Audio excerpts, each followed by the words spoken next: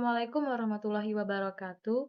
Hai semua, pada video kali ini saya akan mencari nilai akurasi pada dataset diabetes.csv dengan menggunakan metode logistic regression, yang dimana dataset pada diabetes.csv ini berjumlah 768 data dan 9 kolom, yang mana 9 kolom ini terbagi menjadi jumlah kehamilan, glukosa, tekanan darah, tebal kulit, insulin, BMI, presentasi diabetes, umur, dan luaran. Baik, kita langsung ke studi kasus, di mana yang sel pertama yaitu mengimpor library yang kita butuhkan. Untuk import NumPy, digunakan untuk komputasi numerik. Import matplotlib pyplot, digunakan untuk library plotting untuk membuat visualisasi data. Import pandas, digunakan untuk memanipulasi dan analisis data. From scikit model selection import train test split, digunakan untuk membagi data set menjadi data pelatihan dan pengujian untuk evaluasi model. From scikit preprocessing import standard scalar digunakan untuk menstandarkan fitur. Scikit linear model import logistic regression, model klasifikasi berbasis regresi logistik.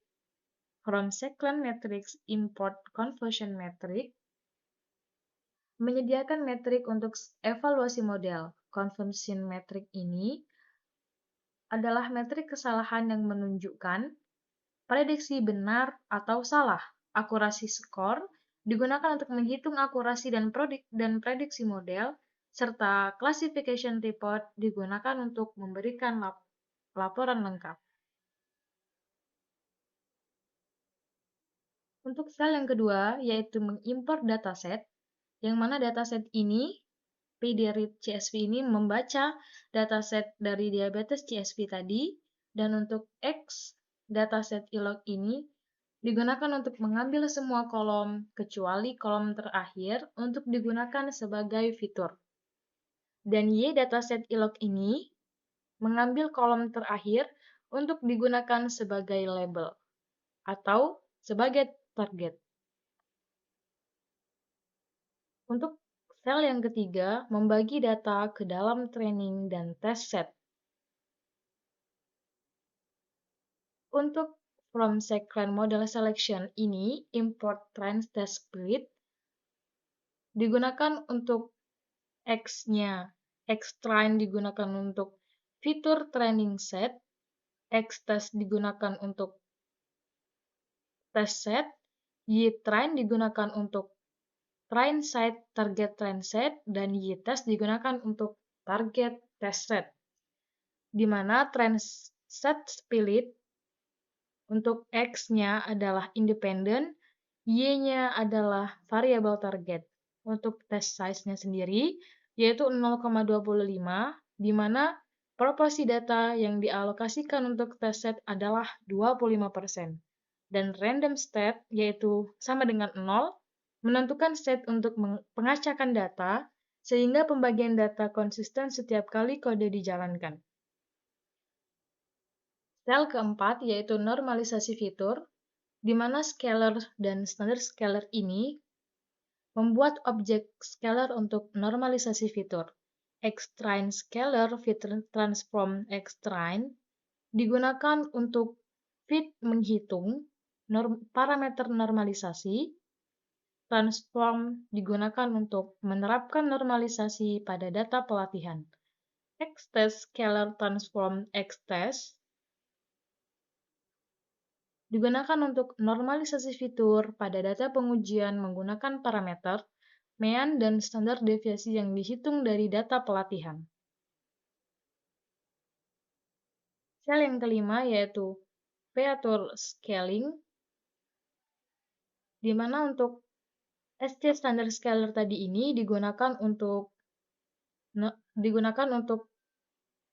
membuat objek scalar dan melakukan standarisasi data. Xtrain digunakan untuk Xtrain SC fit transform Xtrain ini digunakan untuk menghitung mean dan standar deviasi dari data pelatihan, menerapkan masih dan data pelatihan akan diubah menjadi mean berdasarkan standar deviasi yang dihitung.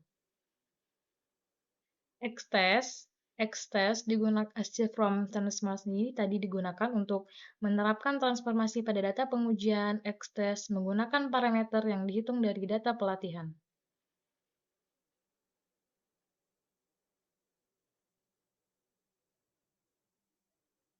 Hal selanjutnya yaitu membuat model regresi logistik dari training set. Untuk from cycle linear model import logistic regression ini mengimpor kelas logistic regression dari cycle linear model, classifier logistic regression dengan random state sama dengan 0, membuat instant model regresi logistik, random state sama dengan 0 ini memberikan state untuk hasil yang konsisten setiap kali model dijalankan. Untuk classifier fit, X-train, dan Y-train, melatih modal menggunakan data pelatihan. Untuk X-train yaitu fitur input setelah scaling, dan Y-train adalah target atau label untuk data pelatihan.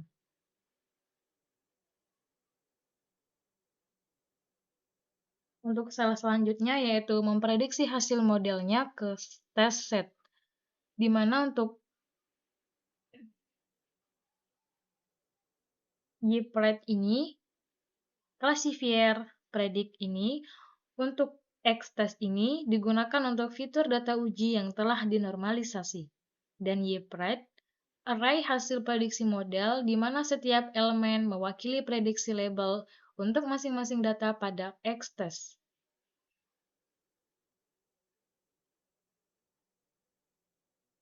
Untuk sel selanjutnya yaitu membuat conversion metric, di mana conversion metric ini adalah tabel yang menunjukkan kinerja model klasifikasi. Untuk conversion metric, Y-test dan Y-pred ini menghitung conversion metric dengan membandingkan nilai yang sebenarnya. Untuk Y-test, nilai yang sebenarnya, dan Y-pred adalah prediksi. Nah, untuk print ini mencetak hasil dari conversion metric tadi. Untuk yang 118 adalah true positif yang benar, dan 12 adalah true negatif yang benar.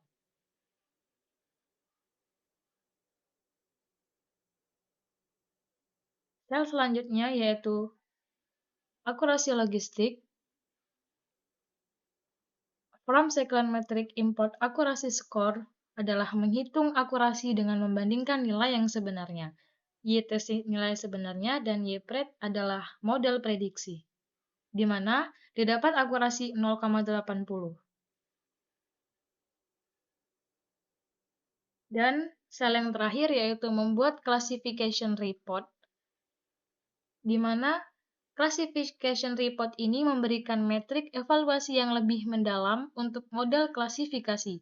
Laporan ini mencakup dari hasil klasifikasi report yang dimana precision ini adalah proporsi prediksi positif yang benar, recall adalah proporsi data positif yang berhasil diprediksi dengan benar, F1 score adalah mean dari precision dari recall, memberikan keseimbangan antara keduanya. Dan support adalah jumlah sampel untuk masing-masing kelas data dalam data uji. Classification report Y-test dan Y-pred ini adalah menghitung metrik evaluasi, precision, recall, F1 score, dan support dengan membandingkan nilai yang sebenarnya. Y-test dan Y-pred digunakan untuk prediksi, di mana hasil klasifikasi report tadi untuk yang pertama dari precision 0,82, recall-nya 0,91, F1 score-nya adalah 0,86, dan support-nya adalah 130. Untuk data yang ke-1, untuk data berikutnya, precision-nya ada 0,75 dan recall-nya ada 0,58, F1 score-nya adalah 0,65 dan support-nya adalah 62. Baiklah, itulah yang bisa saya sampaikan. Kurang dan lebihnya saya mohon maaf. Semoga bermanfaat dan bisa bertemu kembali. Saya akhiri. Wassalamualaikum warahmatullahi wabarakatuh.